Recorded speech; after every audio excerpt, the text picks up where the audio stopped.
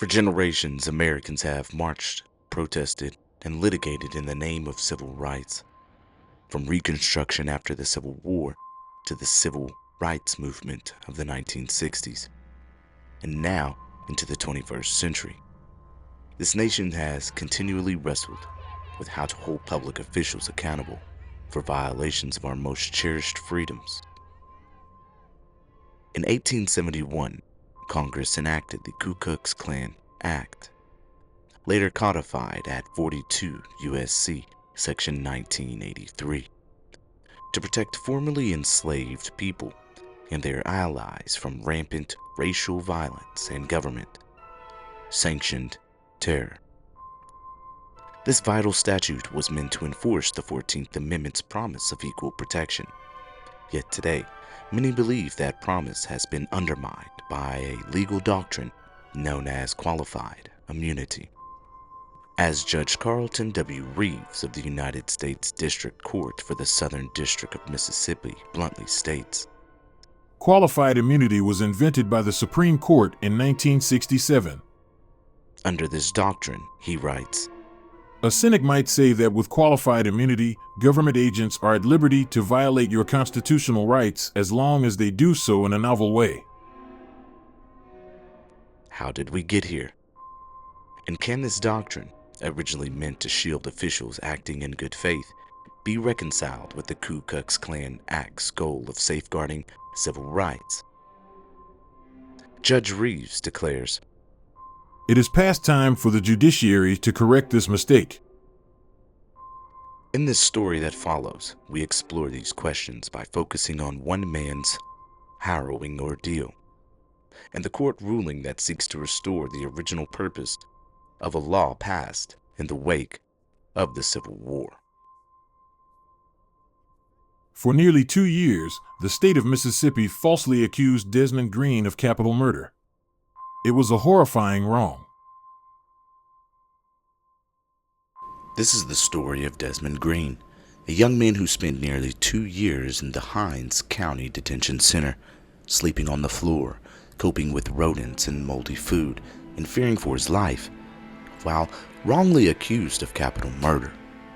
His journey through the justice system sheds fresh light on how qualified immunity can shield state actors from accountability, even when the evidence points to unlawful conduct. In his May 2024 order, Judge Reeves recounts Green's sufferings.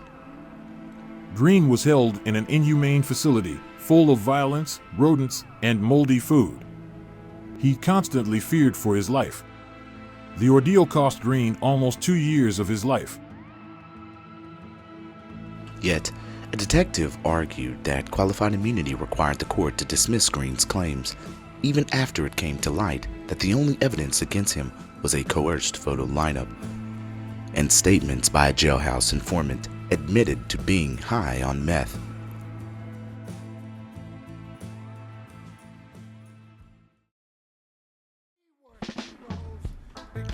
Judge Reeves' opinion repeatedly challenges the notion that local or state officials should be shielded when they violate constitutional rights.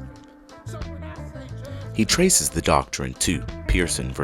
Ray in 1967, criticizing how the Supreme Court took a law meant to protect freed people and flipped its meaning.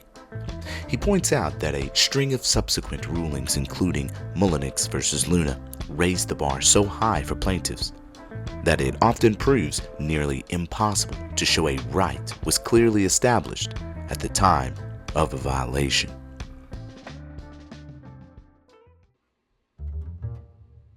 This documentary invites you into the details of Green's lawsuit, the arguments advanced by Detective Thomas and her defense team, and Judge Reeves' thorough dismantling of qualified immunity's legal underpinnings.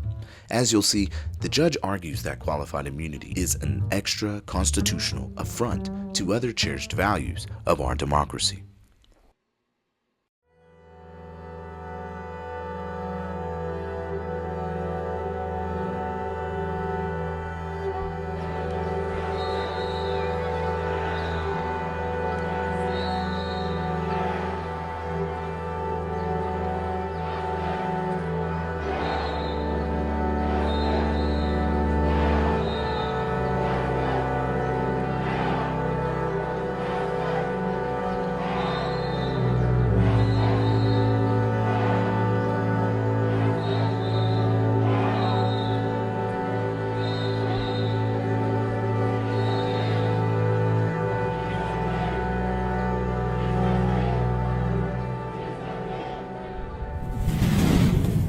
Judge Reeves' language may sound bold, even provocative, but it's rooted in a broader debate about how we safeguard fundamental rights.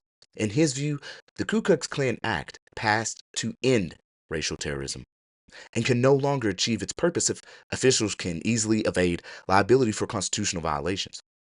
So, of course, in this documentary ahead, we'll delve deeper into Desmond Green's personal story, examine the historical arc from Reconstruction to Pearson versus Ray, and consider how current policing practices intersect with a legal doctrine that many believe fosters impunity. Ultimately, as Judge Reeves writes, quote, "If qualified immunity would close the courthouse doors to his claims, then the doctrine should come to its overdue end." Unquote.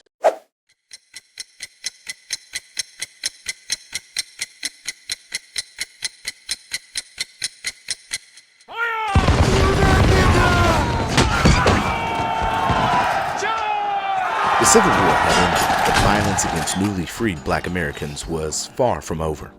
In the late 1860s, terror groups, of course, like the Ku Klux Klan, carried out thousands of beatings, lynchings, and incidents of torture and mutilation. As Judge Reeves notes, often with impunity. State actors, judges, police, even politicians were themselves Klan members or loyal sympathizers, effectively neutralizing any local or state legal remedies for racial violence. In response, Congress enacted the Ku Klux Klan Act of 1871, which is now codified as Section 1983. This legislation was a racial move. It empowered individuals to sue in federal court when state officials violated their constitutional rights. As Judge Reeves underscores, the Ku Klux Klan Act created a species of tort liability. As Judge Reeves underscores, a species of tort liability that on its face admits of no immunities, underscoring a historical rule of strict liability for government actors who crossed constitutional boundaries. By providing what was then unprecedented access to federal courts, lawmakers sought to provide a remedy for the wrongs being perpetrated, wrongs that state courts and officials had repeatedly failed to address. It's no exaggeration to say that Section 1983 was born in blood, intended to protect Black Americans from systematic brutality in the Reconstruction era South. This was one of the first of times the federal government explicitly stepped in to protect citizens from their own state's abuses, Politically, it was controversial. It was seen by many Southern leaders as a federal overreach for real. Yet, for people of color who faced, of course, all the violence at every turn, everywhere they went, the Ku Klux Klan Act was like a potential lifeline. It was a recognition that local governments could not always be trusted to police their own,